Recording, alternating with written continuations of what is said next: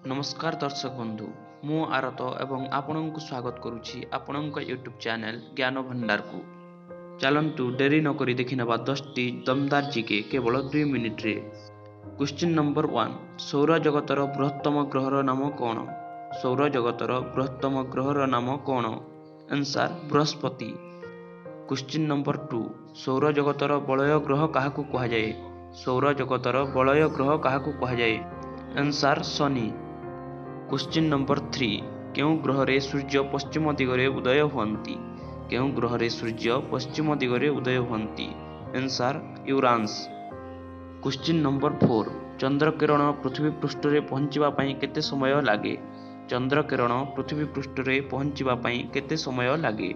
Answer 13 second. Question number 5 केउं देश रे प्रथमे सूर्य उदय हुए?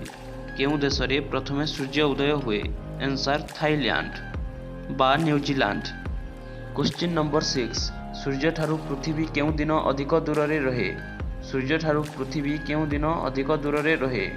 जुलाई 4 तारिख। जुलाई 4 तारिख दिन सूर्य ठारू पृथ्वी अधिक दूर रे रहे।